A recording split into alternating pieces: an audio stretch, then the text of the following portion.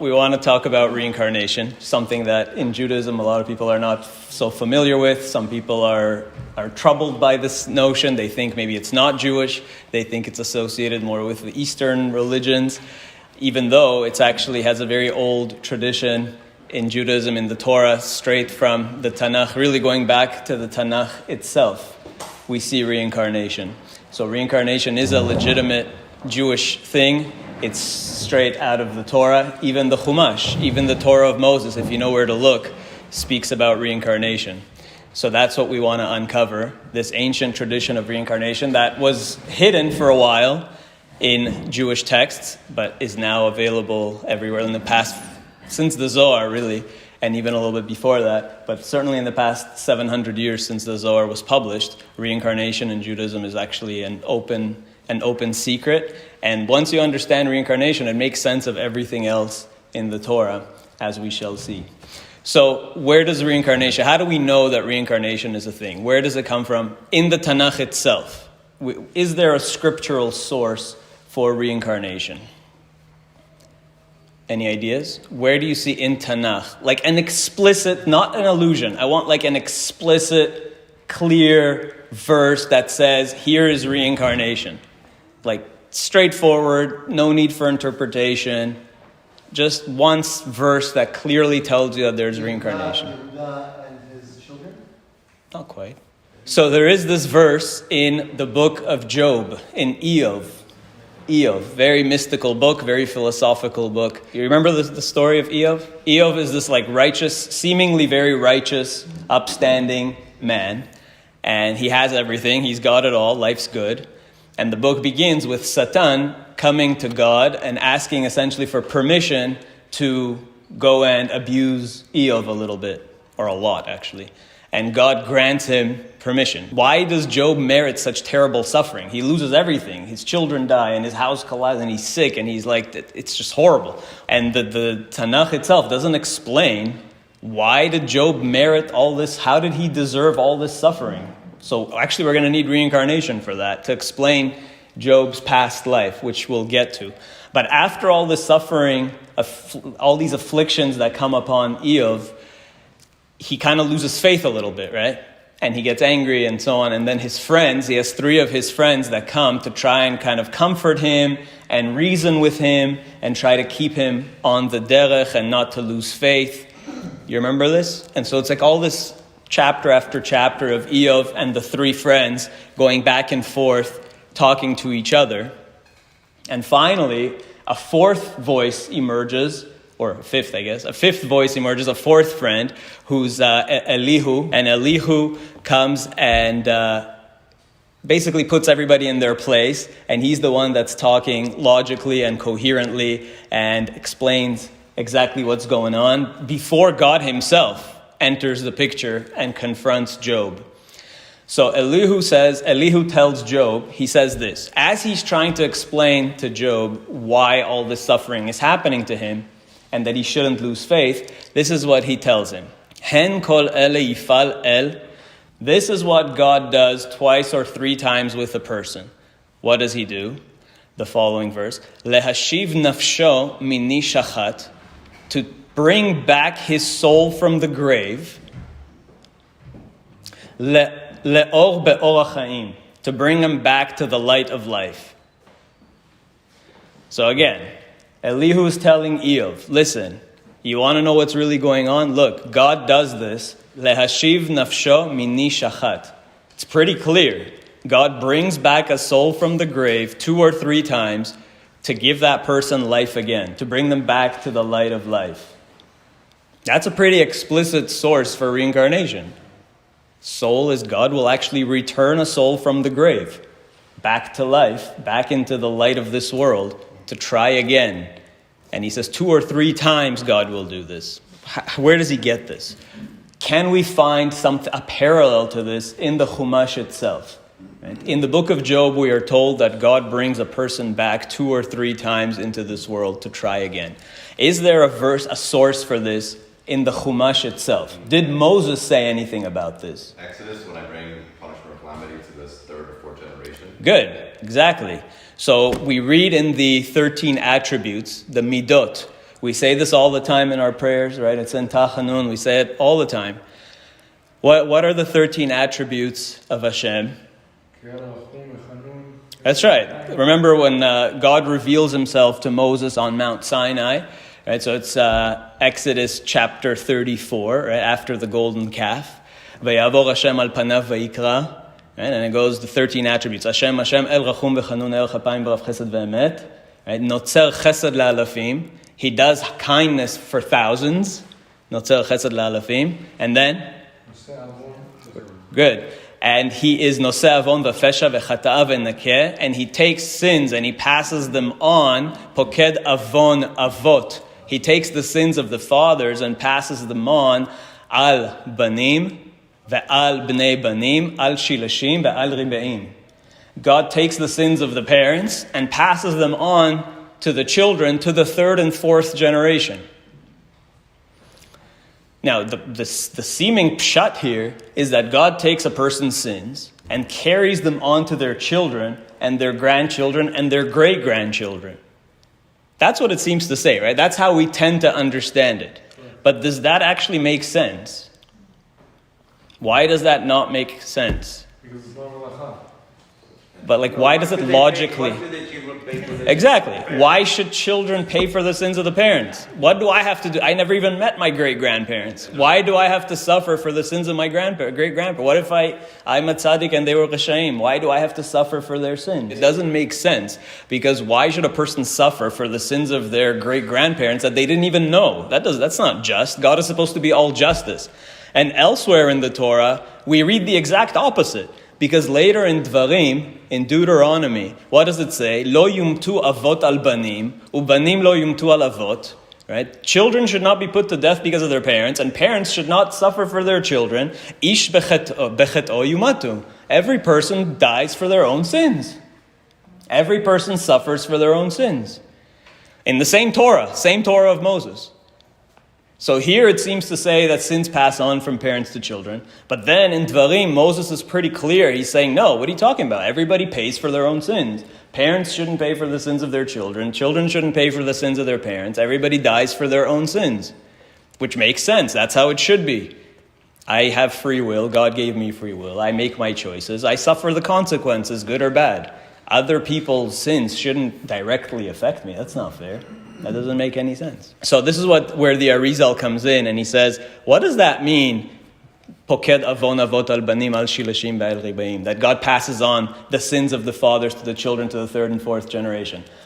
Put it together with what Job said. Job says God brings back a person 2 or 3 times. Notice the phrasing. The language is actually the same. Over there, Job says, hey, God brings back a person 2 or 3 times to try again. And here, it seems to say God is passing on sins to the third and fourth generation. Put 2 and 2 together. If I came into this world and I didn't do what I was supposed to do, so God brings me back. I go again. This is my second time. I didn't do what I was supposed to do. God brings me back the second time, pa'amayim. That's my third now attempt at life. Still didn't go well. God brings me back the third time. So meaning 3 times I came back, that's 4 generations that I've lived, right? I've lived now in 4 different lifetimes. The Arizal says that's what it means. Poked avon avot al banim al shilashim ve'al ribeim. That's what it means that God carries on, rolls over your sins to the third and fourth generation. Your own sins. That's what it means. It's not that somebody else's sins pass on to you. That doesn't make any sense. Your sins will pass on the next time you come around. You're born again into this world with the baggage from your past life to the third and fourth generation. You get 4 tries. God gives you 3 strikes. 3 strikes and you're out. Right? So you live once. If you fail, you get 3 more chances. The main textbook of reincarnation is the Arizal's Shara Gilgulim. Right? It's about 500 years old. There's another book which I've quoted before many times, a Sefer Gilgulei Neshamot, which is by Rabbi Menachem Azaria Di Fano, an Italian Kabbalist who studied with the disciple of the Arizal. And he actually had a printing press in Italy. He's called the Rama Mifano. And he actually played a key role in spreading the teachings of the Arizal because he was actually able to print them from the original manuscripts. So he studied with Rav Israel Saruk, who was Israel Sarug was the disciple of the Arizal, who after the Arizal died, he went to Italy and taught the Rama Mifano, who had the printing press, who spread the Arizal's teaching. So the Rama Mifano wrote a book called Sefer Gilgulei Neshamot, which is different because it just goes in alphabetical order and tells you who's the reincarnation of who and why, which is actually very fascinating. It just goes alphabetically. So Shara Gilgulim is the Arizal's teachings, which were written by another student, Rav Chaim Vital. Right? The Arizal himself didn't write anything. We actually have 2 written documents of the Arizal that were found in the Cairo Geniza, and it has his signature on them. And they're both business contracts. Okay? So he was also a merchant, he was a businessman. And so the only things that we actually have handwritten from the Arizal, with his own signature, you can look this up, is his trade agreements that he had for various buy and sell things that he was selling, spices and silks and things like that. So that's all we have from the actual handwritten Arizal. But then his students wrote down, because he didn't live that long, right? He died when he was maybe 37, 38. And interesting, because Yitzchak at the Akedah was 37, and the Arizal is Rav Yitzchak Luria. And we talked about last time, the Akedah, Yitzchak was 37 years old. Remember we said this last time? He was 37 at the Akedah, he got married at 40. So Rav Yitzchak Luria, the Arizal, passed away around age 37, interestingly enough. And we talked about him he talked about himself as being a potential Mashiach ben Yosef.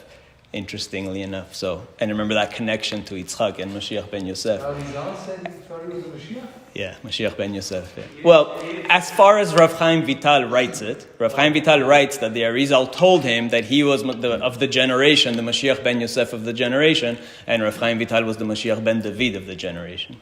As far as we know from Rav Chaim Vital's own account, yeah. So how much credence can we take to that, since the fact is that they were not Mashiach, neither one of them? They were the potential of their generation. Every generation has a potential. So, this is what the Arizal says in Shara Gilgulim, or what Rav Chaim Vital writes in Shara Gilgulim. We're going to now distinguish these things about reincarnation. Gilgul is reincarnation. Le'tzadik u'lerasha. The difference between a righteous person and a wicked person. Ki pa'amim re'inu she'ena gilgul noeg ela ad shlosha gilgulim. So sometimes, the Arizal says, sometimes it seems like reincarnation only happens 3 times. Like we saw with Job, like we see in the Torah here, that there's only 3 reincarnations. Besod pa'amayim shaloshim gaver. As it says in Job, the Arizal's quoting that same verse in Job, right? Pa'amayim shaloshim gaver. That implies only 3 reincarnations. So the Arizal says, look, this verse tells us that reincarnation only happens 3 times. Ubesod al shlosha pishei Israel ve'al arba'a lo ashivenu. He brings another source. We have another source from the Tanakh for reincarnation. From the prophet Amos, one of the Trei Asar, one of the 12 prophets. Amos says, Ko amar Hashem, thus says God, al shlosha pishei Israel, for 3 sins of Israel, I have patience. Ve'al arba'a lo ashivenu. But 4, I don't bring back. So that's what Amos is saying. Amos is saying, for 3 sins, I bring back. For 4, lo ashivenu. I don't bring back for 4. So again, we're consistent here. Just like Job said, you get 4 tries at life. 1 life and 3 possible reincarnations, you get 4. Here in Amos it says 4. There Moses said in the 13 attributes 4. It's all consistent. Throughout the Tanakh it's consistent. You have 4 chances. So the Arizal says, look, here we keep seeing 4. Ubesot poked avon avot al banim al shilashim ve'al ribeim, which we already quoted. So the Arizal gives us those 3 verses. That is a proof that you get 3 chances, 3 reincarnations, or 4 chances, 3 reincarnations. And then he says, but we also find that tzaddik itgalgel ad 1000 darin. But a righteous person could reincarnate 1,000 generations. 1000 darin, you can keep going. Up to 1,000 times. 4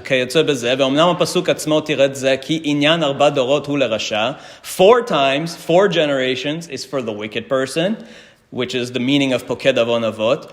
אבל למי שעושה חסד לאלפים, לגלגולים לאוהביו ולשומרי מצוותיי. So for that there's another verse that he's quoting now, that for tzaddikim, you can reincarnate even 1,000 times. Assuming that you're improving with each lifetime, you can keep going. You can reincarnate even 1,000 times. And that is the meaning of notzer chesed le'alafim. So when we say in the attributes of mercy that God extends his kindness to thousands of generations, notzer chesed le'alafim, that means that as long as you keep improving in each reincarnation, you're on the path to being a perfect tzaddik, you can keep coming back, even 1,000 times. But if it's a person's a rasha, and they're getting worse with each reincarnation, you get 3 strikes and then you're out. What happens when you're out? We'll get to that too. Not good. And so the other verse that he quoted from Shemot, it's in chapter 20, earlier in Shemot, where Moshe writes, Ki anochi Hashem Elohecha el kana poked avon avot al banim al shilashim ve'al ribeim, similar terminology, lesone'ai, to those that hate me. God is saying, I pass on the sins to those who hate me. Ve'oseh chesed le'alafim le'ohavai, but to those who love me, I extend kindness to thousands of generations, uleshomrei mitzvotai, and to those who at least attempt to keep my mitzvot, they will keep coming back even 1,000 times, because in that case, God's kindness is everlasting.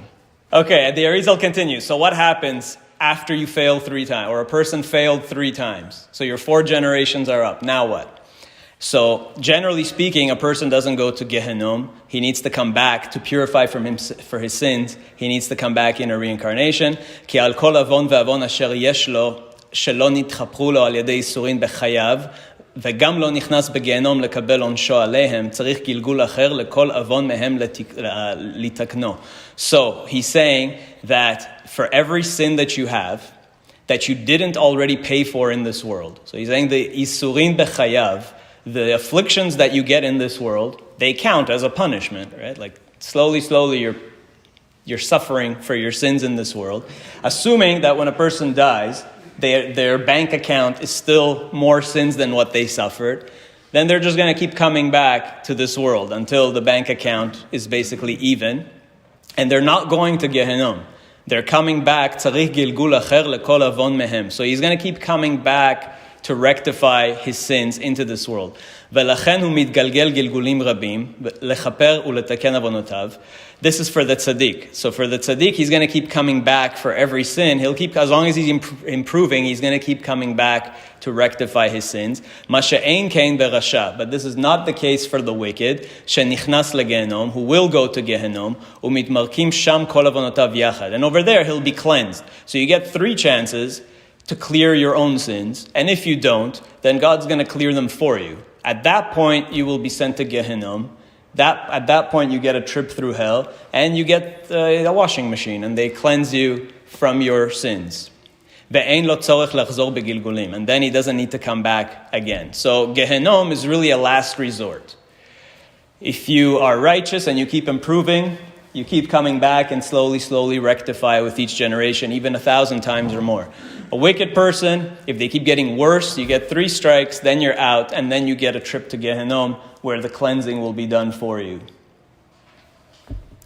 And of course, how long is this cleansing? Remember we said the Mishnah says in Eduyot that there are 5 dvarim shel 12 chodesh, that there are 5 things that last 12 months. And one of them is where are we? I'll read the whole thing. Mishpat Dor HaMabul, the flood was 12 months. Mishpat Iyov, so there's Job again. Job suffered for 12 months. How long did that period last in the book of Job that he was suffering? 12 months. Mishpat HaMitzriim, 12 chodesh. We know the Exodus, prior to the Exodus, from the time Moses came back to the Exodus, the 10 plagues elapsed roughly over 12 months. Mishpat Gog uMagog, Le'atid Lavo, which we discussed at length and exhausted that topic. So Gog uMagog lasts 12 months. And then Mishpat Rashaim beGehenom, and the suffering, the judgment of the wicked in Gehenom, it's 12 chodesh, is 12 months. And then another opinion says not even 12 months, even less than that. Mina Pesach ve'ad ha'atzeret, the length of time from Pesach to Shavuot, which is 50 days.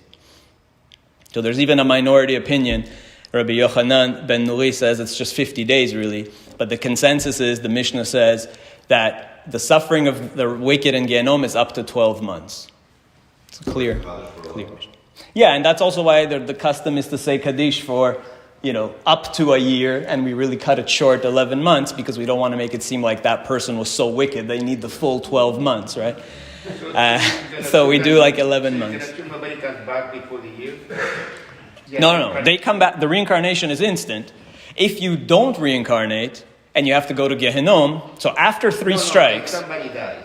yeah, You can say Kaddish for a year. right. So that person then comes You back. see, it's interesting because What do you do Kaddish for? it's interesting when when a person dies and you're saying Kaddish, it's almost like on the assumption that that was their third chance, they failed again, and they're going to hell for 12 months. So it's like worst case scenario. Chances are, especially if the person was decent and probably a righteous and Shomrei Mitzvotai, loves God, probably they're not actually in Gehenom. Probably they've already reincarnated somewhere else. But you still need to say Kaddish. It's still customary to say Kaddish, yeah. Maybe they're in the woods. Still customary to say Kaddish. Keep in mind that it's a custom to say Kaddish. This is something that we really need to devote a lot of time to. Kaddish has become so fundamental to Judaism. In fact, there's an old Hasidic saying that who is the number one best Kiruv rabbi in the world? You've ever heard this Hasidic saying? There's a lot of fantastic Kiruv rabbis out there. But there's an old Hasidic saying that the number one best Kiruv rabbi in the world is Malach HaMavet, is the angel of death. Why? Because every time somebody dies, the people have to go now, the children go to shul for a year to say Kaddish. And that's often how they come back to the Bet Knesset. You know, how many times do you go to shul and you see people who come to shul just to say Kaddish? Like that's the only reason they go to shul. And then when the year's up, you never see them again. Right? Or they stay. The year is up, and now they're actually back and are observing. Because somebody died, they start taking on mitzvot. They want to learn more. They want to do something in memory of the dead. And so that's actually how they come back to Judaism. So there's an old Hasidic saying that the best kiruv is done by Malach HaMavet, because when somebody dies, the family members are, do a little chizuk. They take on mitzvahs. They start going to shul. They start saying Kaddish. So there is such an idea. But if you think about Kaddish, where did it come from? It really needs its own class. I wrote about it before. If you're interested, I can send you the essay. The Rambam, Kaddish itself is a very ancient prayer. The Kaddish is like a 2,000-year-old prayer at least. One of the most ancient Jewish prayers. But Kaddish Yatom, saying Kaddish for the dead, where did that come from? The Rambam, in his whole Mishnah Torah, does not mention such a thing. There's no Kaddish Yatom in the Rambam. In fact, even in the Shulchan Aruch, the Shulchan Aruch 300 years later, Shulchan Aruch is really a contemporary of the Arizal, Rav Yosef Karo, in the 1500s. The Shulchan Aruch, which we tend to follow very more or less stringently, and Rav Ovadia was very big on following Shulchan Aruch as the main code of law, especially in the land of Israel. Even the Shulchan Aruch, when it talks about Kaddish for the dead, doesn't say you have to say Kaddish for 12 months. So even 500 years ago, in the Shulchan Aruch itself, it doesn't actually say that you need to say, there's no halacha that you have to say Kaddish for 12 months. It's something very recent. The Rambam doesn't even mention it at all. According to the Rambam, there is no Kaddish Yatom. According to Shulchan Aruch, it's just once at the funeral. That's it. So at some point in the past 450 years, this became this universal custom to say Kaddish for a year, which is wonderful. But actually, where does it come from? It came from, really the custom emerged among the Ashkenazim. That's why the Rambam doesn't mention it, because it started as an Ashkenazi custom by the Hasidei Ashkenaz during the Crusades, to mourn the dead that were killed during the Crusades, which we're actually also mourning now, by the way. That's another discussion, is in the Sfirat HaOmer period, we say that we're mourning for Rabbi Akiva's 24,000 students. And that is true. And that in itself actually has a really interesting reincarnation, because the number 24,000 you see over and over again, 24,000 people that die in the Tanakh and in rabbinic literature. But actually the earliest sources that speak about mourning during Sfirat HaOmer, they're actually talking about mourning for the Crusades. Those are two topics that need to be explored on their own another time. But Kaddish itself is actually a very recent custom. So it's important to point that out.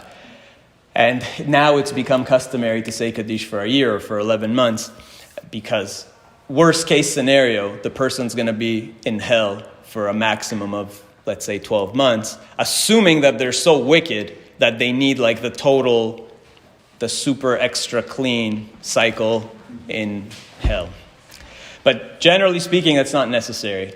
So the suffering of the wicked in Gehenom is up to 12 months. And it's always puzzling that today, just as another aside, there's a number of rabbis out there that love the whole eternal hell thing. They always go out there and they scare people by saying, you're going to burn in hell forever. If you do this, you will burn in hell forever. Eternal hell. You will never come out. I'm always puzzled, like, where do they... there's no hell mentioned in Tanakh. We said that last time. There's no place, Gehenom in Tanakh is literally a place outside of Jerusalem, right? Gehenom is Gei Ben Hinnom, the valley of the son of Hinnom. It's a literal valley outside of Jerusalem. You can go there today. It's a nice little park, walking trail.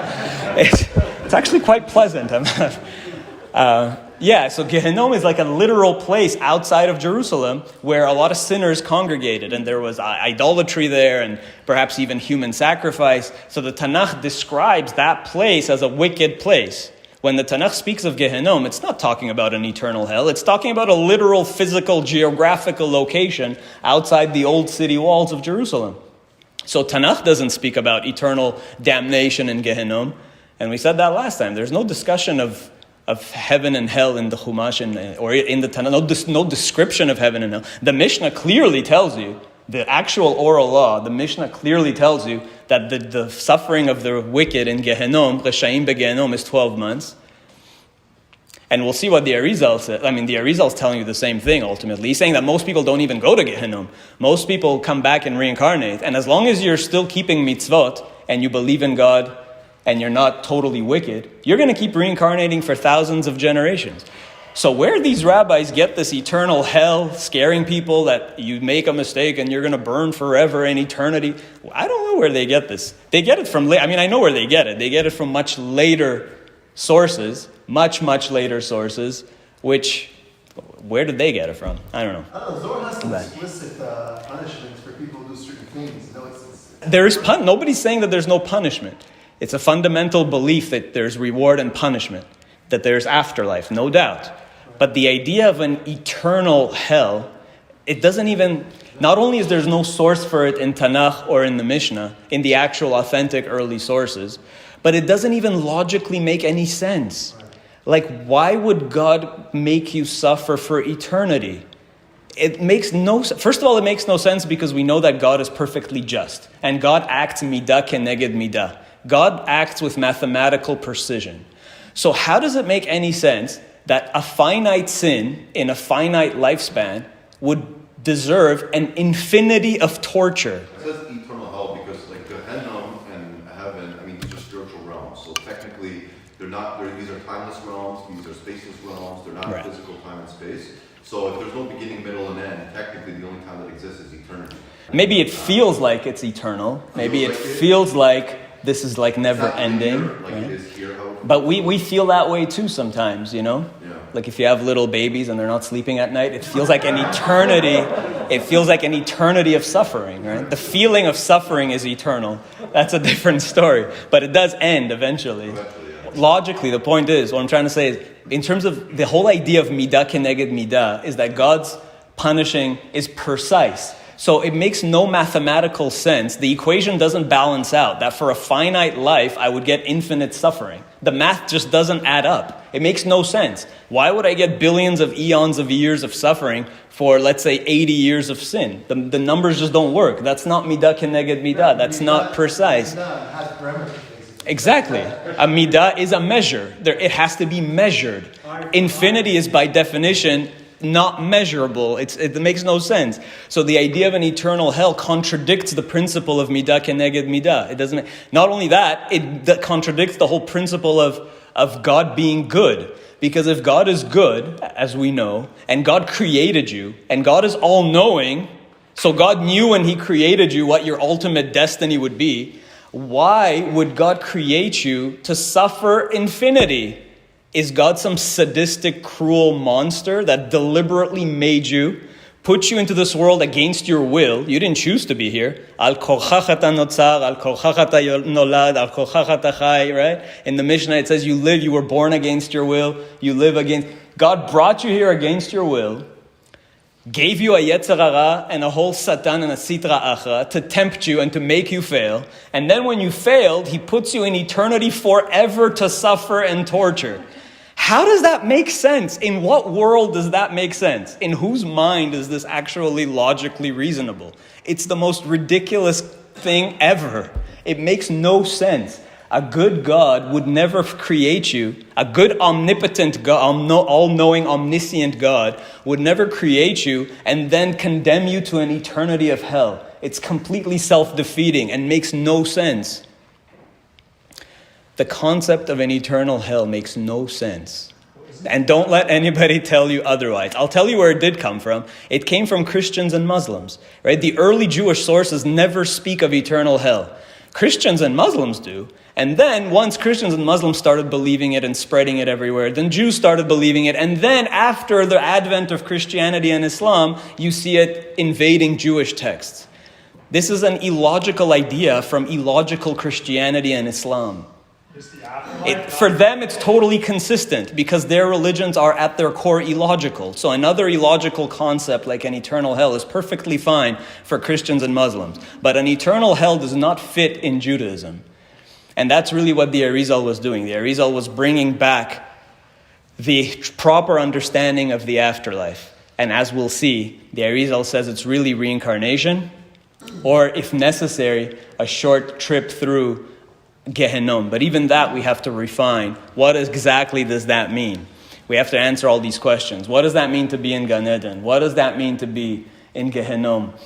Where's resurrection in all this? The Tchiyat HaMetim, Judgment Day. So we still have to piece it all together. But just since we already brought up the point, the whole notion of an eternal hell makes absolutely no sense. And people will say, I'll get to Kafakela, and people will say, oh, but what about this statement in the Talmud that seems to say eternal hell? What about this statement in the Zohar that seems to say eternal hell?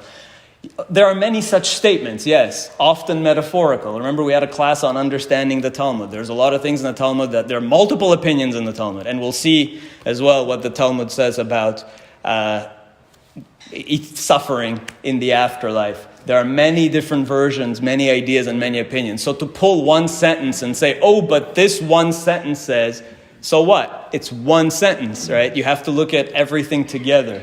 And especially you can't ignore the early sources. You can't ignore the Tanakh. You can't ignore the Mishnah, the actual written law and the actual oral law, which is the Tanakh and the Mishnah, which are really clear.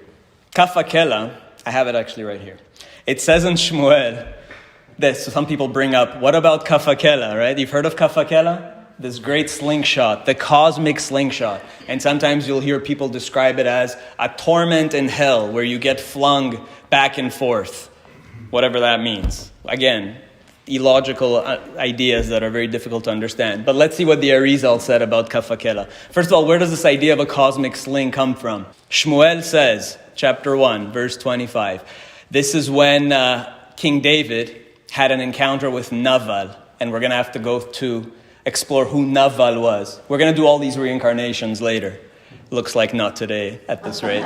So, King David had an encounter with Naval. Naval cheated him. And then King David was going to go after him. And Avigail, the wife of Naval, comes to calm King David down. Later, she would be his wife. That's how things worked back then. So Vayakom Adam Lirdofcha, Avigail basically blesses King David and tells him that if a person will arise to seek your soul, levakeshet nafshecha, she's telling King David, Avigail is giving King David a bracha. She was a prophetess also. She's one of the main prophetesses of Israel. And she's saying that if anybody tries to attack you, to take your soul, V'ayta nefesh adoni tzrura b'tzror ha'chaim. Let your soul be bound in the bounds of life. Let your soul stay alive. Ve'et nefesh oevecha, and let the souls of your enemies, yikal'ena, God will fling them, betoch kafakala. So God will fling your enemies, the souls of your enemies will go to kafakela. They will be flung by this cosmic slingshot. But you should stay alive. If anybody comes after your soul, may your soul be bound to the bounds of life, and may the souls of your enemies be flung like a slingshot. Now, what is this slingshot? Kafakela. And this is what the Arizal says. Again, to silence all those people who think that there's some eternal slingshot tormenting you in hell and bouncing you back and forth from wall to wall or something, the Arizal says, let me explain to you what kafakela means. Veda, you should know, ki hine reshaim achar mitatam, the wicked after their deaths, nichnasim begehenom, umikablim sham onsham, so after their 3 reincarnations, they get their punishment, umitkaper lahem, and they are atoned for, which again implies that there is no eternal hell. Because he's saying you go there and you are atoned for. Right? Eternal hell means atonement is impossible. Eternal hell means that there's no atonement for what you did, that you're going to suffer for eternity, which then contradicts a whole other principle, that God atones, God forgives. Right? So the concept of eternal hell contradicts so many foundational Jewish principles, it just makes completely no sense. Umishpatam yud bet chodesh, and the Arizal tells you again, the punishment of the wicked is no more than 12 months. Like the Mishnah says, "Ve'yesh rashaim shekatuv ba'em," and there are some wicked people of whom it says that nefesh oivecha yikalena betoch kafakala, right? The verse that we just read, that some souls of the wicked are flung in this cosmic sling. So what does this mean? Ve'einam zochim leikanes legehenom, and they don't merit to go to Gehenom achar ptiratam. What are these people? Omnam nafsham olechet midechi el dechi bigilgulim mishunim. That's what kafakela means. To be flung like a slingshot back and forth means your soul is being flung from body to body in gilgulim, in reincarnations. So kafakela just means reincarnation. It's just the biblical word for reincarnation. The word gilgul, reincarnation that we use today, doesn't appear in the Tanakh. So what is the actual scriptural word for reincarnation? Kafakela. The Arizal says kafakela is just reincarnation, that's all. Which makes perfect sense. You're being flung. What does that mean you're being flung? Your soul's being flung from one body to another. Right? From one sling to another. The rock in a different sling, in a different sling. You're being flung back and forth. That's all. So the dibuk and all that stuff. Where And he says what we all are, adi marek on shok until he gets enough suffering that he merits, veyuchal leikanes achar kach begehenom yud bet chodesh. And then he'll go to hell for 12 months, leitkaper legamre, to be perfectly cleansed. So again, the Arizal is telling you there is no eternal hell. You go up to 12 months and then you are done legamre. You are perfectly, even for the most rasha gamur, even for the most wicked rashaim. God gave them 3 chances. He flung them back and forth, kafakela, in 3 reincarnations. They're still haven't improved. The tikkun's not done. Now they can go to Gehenom for up to 12 months. And we're good. That's it. We'll see what happens after that. Because he's saying, le'itkaper legamre. That means they've been atoned for. That means their atonement has been achieved. Right? So does that mean that everyone has a place in the world to come? Ultimately. Don't we say all Israel has a place? Yeah, Kol Israel yesh lahem chelek l'olam haba. What does it mean? Yeah, but the Mishnah continues and says, ve'elu she'en lahem chelek l'olam haba. So, yeah. So the Zohar says the same thing, by the way, if you need another source. An earlier source before the Arizal. The Zohar says in a section called Sabad Mishpatim, Ve'ech mitgalgelin nishmatin, how do souls reincarnate? How do souls reincarnate? What is the analogy? Ke'avna bekuspita, like a stone in a sling. Kama de'atamar, and this is the meaning of the verse, Ve'et nefesh oevecha yikalena betoch kafakela. So the Zohar is saying this already, not just the Arizal. The Zohar, Rashbi, is telling you that what is the metaphor for reincarnation? Like a stone being flung from a sling. And this is the meaning of kafakela. So kafakela is reincarnation. So why do people reincarnate? What exactly? Let's be more precise in our definitions. So a person's righteous, a person's wicked. What exactly merits reincarnation? Lama mitgalgelim. This is still Shara Gilgulim. Back to Shara Gilgulim. Souls reincarnate for several reasons. First reason, the first reason is because you transgressed an actual prohibition. You're not supposed to do something and you did it. And you have to come and rectify that and not do it. You're going to keep trying until you stop doing it. The second reason is a positive commandment. So if you failed to fulfill a positive commandment, not that you transgressed something forbidden, but that you failed to fulfill something that you were supposed to, that you were commanded to. Like it could be tefillin, tzitzit, whatever. Something that's actually a positive thing that you need to do. Ashlishit, the third reason, sheba letzorech acherim. You might come back not because of you, but because you're needed for other people. Right? Uleadricham uletaknam, to fix other people. That's a more positive reason to reincarnate. Sometimes God needs you back here for some other reason, as part of somebody else's plan. Od yesh sibot acherot. So those are the first three, and then there's some other ones. Ve'eluem ki lifamim mitgalgel likach et bat zugo. Sometimes you reincarnate because you didn't marry your soulmate, so you're going to have to come back and marry the right soulmate. Chances are you married your soulmate, though. But let's say you didn't.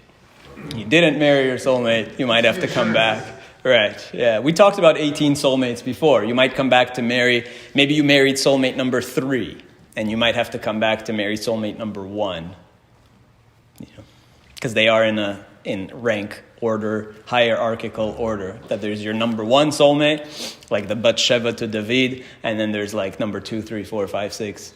And they're all soulmates, but then maybe you can do better next time. So... And upamim shekvar lakach bat zugo. Sometimes you did marry your soulmate. Ele shechata be'ezo avera ve'otzach leitgalgel letaken ota. So you did marry your soulmate, but you messed it up. So now you're going to have to come back and fix it. So either you didn't marry your soulmate or you did and you messed it up. Then we go into more detail a little bit. So you have to fulfill all 613 commandments. Not just in action, but also in speech and also in thought. In all 3 aspects of the mitzvah. And there are some mitzvahs that you can't do because we don't have a temple, for instance. Or you're not a Kohen. Or you're not a woman or a man or whatever. But by learning about it, by the study of that mitzvah, that actually also qualifies as, that's part of dibur and machshava, that you can also fulfill a mitzvah that you're unable to through no fault of your own. Like there's no temple, so I can't go to the temple and bring offerings. But that's why we do korbanot. We recite korbanot and we study them in the Gemara and in the Tanakh and whatever. And by doing that, we can kind of de facto fulfill the mitzvah. Right, it's a more mystical fulfillment. And the Tanakh allows us to do that, by the way. This isn't an invention of the rabbis. Why? Because in the Tanakh itself, it says, Uneshalma parim sfatenu. We can pay the cows with our lips. That's a verse in the Tanakh. The prophets tell us that you can also fulfill your temple duties with your lips, by reading about it, by teaching. So it's not a rabbinic invention. It's actually straight out of the prophets. And that's what the Arizal says, that Al pasuk zot Torah le'ola o lemincha, kol ha'osek beparashat ola ki'ilu ikriv ola. Everybody who studies the ola offering, the sacrifice, the ola sacrifice, anybody who studies it, it's as if he actually did it. So a person will keep coming back until he fulfilled even those mitzvahs. So if you haven't been saying your korbanot, and you haven't been, for a Jew specifically, obviously, non-Jews also reincarnate, but for a Jewish person who has to do Taryag mitzvot, then you would have to come back until you even covered those ones, even the study, all aspects of Torah study. And in terms of fulfilling the mitzvah of Torah study, we've said this before, that you haven't fulfilled the mitzvah of Torah study unless you studied on all 4 levels. Shesimanam pardes ve'em pshat remez drash sod. We all know this, right? There's 4 levels of learning the Torah. Pshat, the simple stories. Remez, the allusions, the lessons and all that. The drash, the metaphors, the analogies, the allegories. And sod, the secrets, the codes, the mysticism, the Kabbalah. Right? There's 4 levels of Torah study. You can't just study Pshat your whole life, which a lot of people do nowadays. Pshat and Remez, Pshat and Remez, Pshat and Remez. Doesn't work that way. You have to go deeper. You have to go Drash, you have to go Sod. You have to understand Torah on all 4 levels. So the Arizal says, if you don't fulfill the mitzvah, if you don't study Torah on all 4 levels, tzarich sheitgalgel, you're going to reincarnate. So some people say, oh no, I don't want to touch Kabbalah, I don't do mysticism, I don't do Zohar, I don't do the Arizal. Okay, so you'll come back, you'll do it next time. Right? But you might not want to do the Zohar, but the Zohar wants to do you, right? So it's going to come for you, if not in this world and in the next world. So the fact that yeshiva kids don't do any seinach, Well, they're still kids. It's not the students that are the problem. It's the Rebbeim that are the problem. Listen, maybe all these kids in the Ashkenazi yeshivot, the Haredi ones, maybe they're the reincarnations of Sephardis who only learned Zohar in the past generation. So because they only did Kabbalah and Zohar, now they come back and here, I'll put you in an Ashkenazi yeshiva, you just sit and learn Gemara all day and fulfill your, make up for all the stuff you didn't learn. So it could be that too, who knows? God has his ways. So everything has a reason for existing. And of course, you don't necessarily just come back as a human. כי הנה אחר פטירת האדם נפרעים ממנו על חטאותיו, קודם שיקנסו בגיהנום בהרבה מציאות של עונש, וכולם נקראים גלגולים. All the different things are called, all the different punishments that you can go through are called reincarnations. רוצה לומר כי יתגלגל או בדומם, you can be reincarnated even in an inanimate matter. או בצמח, צומח, או בחי, או במדבר. You can come back in another human. But also a part of your soul can come back in a stone and in a plant and in an animal. This is legit in Judaism. Is that Yes, right? this is legit, exactly. It's not just in Buddhism. You can come back. It's a form of, he's saying onesh, it's a form of suffering. If you come back, especially as a domain. Right. Imagine being an animal and being conscious in an animal's body. That's a form of suffering. Being conscious in a rock where you sit for 10,000 years before. No, seriously, that's the idea. And he's saying, "Ukim'at rov bnei ha'adam," and pretty much all human beings, rov bnei ha'adam, lo imaltu meleitgalgel begilgulim ele. Basically, everybody is reincarnating. Nobody's spared reincarnation. והטעם הוא כי אינו יכול לקבל עונשו עד שיהיה מוגשם בגוף ונפש. And the reason is, and he's actually quoting from a Talmud. He's saying the reason that it has to be this way. Why do people have to come back to suffer their punishment? Because, very simple. והטעם הוא כי אינו יכול לקבל עונשו עד שיהיה מוגשם בגוף ונפש. You can't actually suffer until body and soul go together. ואז בהתגלגלו שם סובל ומרגיש הצער ההוא. You can't actually suffer unless you are back in your body. The body and the soul have to come back together. Then you can properly suffer. Can a soul really suffer? A soul is like the spiritual, ethereal thing. It has no body. Does a soul have feelings?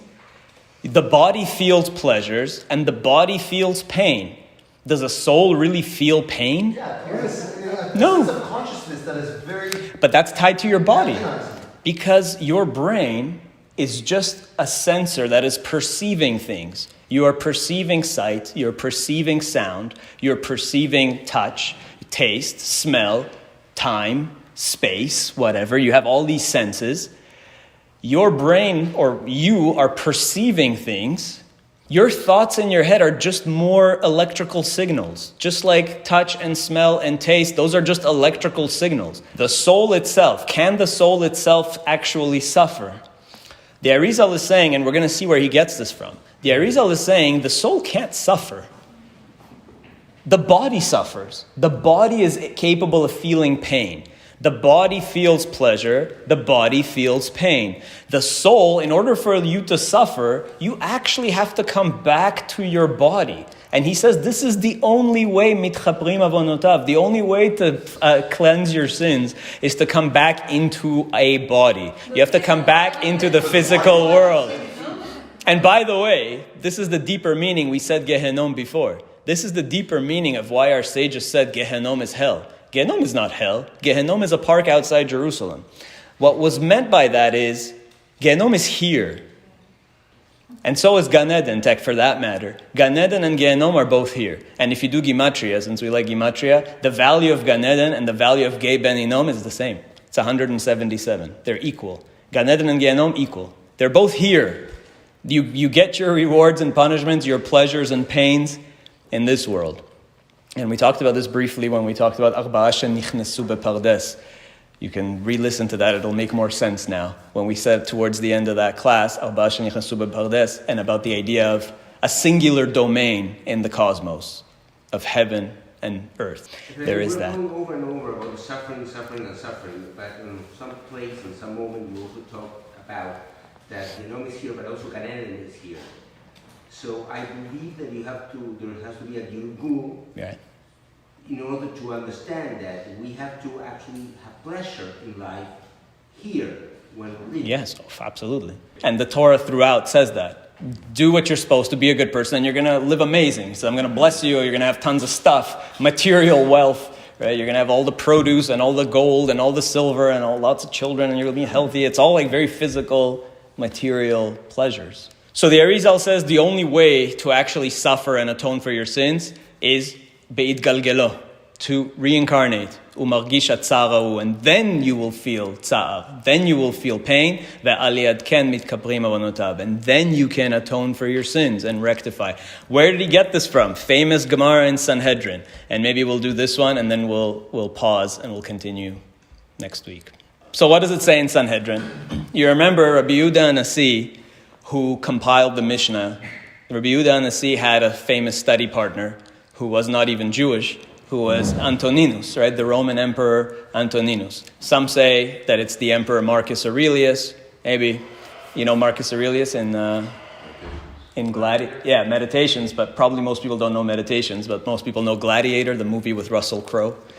The emperor at the beginning of the film is Marcus Aurelius. He was one of the philosopher kings of Rome. He wrote also Meditations and like various philosophical treatises. So in the Talmud, there's many discussions between Rabbi Yehuda Anasi and Antoninus. Marcus Aurelius Antoninus was his full name. Marcus Aurelius' name. So some people say that's who is the emperor. And Amar le Antoninus le Rebbe. So in one of these conversations, Antoninus challenges Rabbi Yehuda Anasi and says, Guf unshama, the body and the soul can both exempt themselves from judgment. Ketzad, how?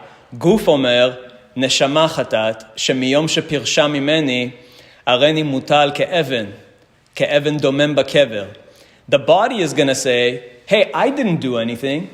I'm just a mass of matter. I'm just like domem. I'm like nothing. I'm just a rock.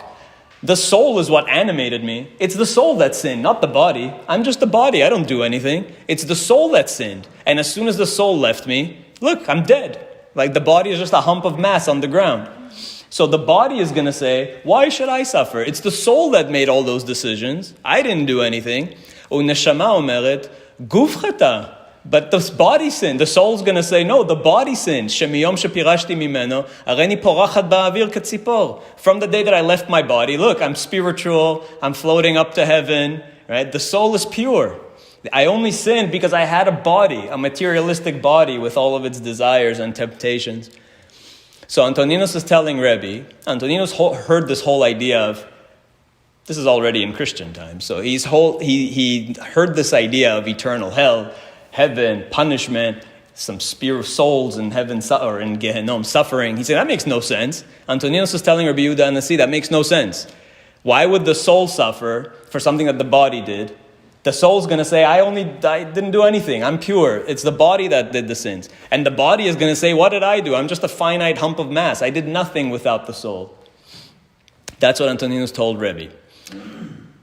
So then, and the Rebbe says, Amar le emshol lecha mashal, I'm going to give you a parable. Lema davar domeh. So the Rabbi Yehuda Anasi answered him with a parable. Lemelech basar v'dam. Imagine you have a king, a human king. Shayalo pardes na'eh. Note the term pardes too, right?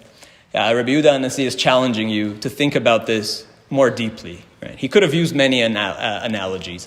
He specifically uses the analogy of a pardes. That's not a coincidence, obviously. Every word is meaningful. Saying, put your thinking, don't stop being pshat, man. Right? Stop thinking silly, immature ideas that they tell children. Start thinking like an actual philosopher. He's saying, I'll give you an analogy. Think about a pardes, an orchard. Pardes na'eh, ve'ayabo bechorot ne'ot. So it had beautiful fruits. Ve'hoshiv bo shnei shomrim. And the king put 2 guards to guard this pardes, to guard this orchard. Echad chiger ve'echad suma. One is lame and one is blind. Amar lo chiger lesuma. So the lame told the blind, Bechorot ne'ot ani roeh bepardes. He says, hey, I see all these beautiful fruits. The lame one told the blind one, says, look, this garden is full of beautiful fruits. So what are we going to do? Let me climb on your shoulders. I can see them, but I'm lame. So I can't climb the trees because I'm lame. But I can see them. You can't see them, but you're perfectly fine to climb. So you stand, I'll climb on your shoulders. I'll pick the fruits. And we both have fun. And we both eat the fruits. That's what he told him, right? So he climbed, ve'aviyum ve'achlum. He climbed on top of him. The lame climbed on top of the blind. They, ate everything from the garden. Le'amim ba ba'al pardes. Then the king comes back. Amar lehem bechorot neot eichan. What happened to all my beautiful fruits? What happened to my garden? And what happened? Amar lo chiger. Klum yesh li raglaim le'aloch bahen. So the lame one said, it wasn't me. I don't have legs. You think I could have climbed the trees and taken all the fruits? I don't have nothing. It wasn't me. And Amar lo suma, klum yesh li einayim lirot. I have no eyes. I didn't see anything. So the lame one says, wasn't me. I don't have legs. The blind one says, hey, well, it wasn't me. I can't see. Right? So what did he do? Ma'asa, irkiv chiger al gabei suma. So the king put the lame one on the blind one's shoulders, vedan otam ke'echad, and judged them together. You guys did it together, so I'm going to judge you together. And so, Rabbi Yehuda Hanasi says, Afa kadosh baruch hu mevi neshama. God also brings the body, vezolka baguf. He puts it back into the body, vedan otam ke'echad, and then he judges them together. Shene'emar, as it says in Tehillim, Yikareh el hashamayim me'al ve'el ha'aretz ladin amo. It's a verse in Tehillim that says God is calling on the heavens. He's bringing the souls from the heavens, bringing them back down to the earth to judge them. Me'al zu neshama ve'el ha'aretz ladin amo ze haguf. So God takes the soul, brings it back into the body, and only then can judgment be done. Very simple. Right? Rabbi Yehuda Hanasi is telling you exactly what we've been saying. He solves Antoninus' problem. Antoninus clearly challenges him by saying, do you really believe these childish notions of eternal hell and damnation and so on? Rabbi Yehuda Hanasi says, no, don't listen to that nonsense. We know exactly what it is. The Tanakh never speaks of that stuff. The Tanakh only ever tells us about reincarnation, and it's explicit in Job and elsewhere, and resurrection, which we're going to get to. Those are basically your only options. There's reincarnation and there's resurrection. And that's what the Arizal did as well, to bring it back. The Arizal brought back the authentic sources to filter out the nonsensical ideas that crept into Judaism over the centuries. I think this is a good place to stop for now, and we'll continue.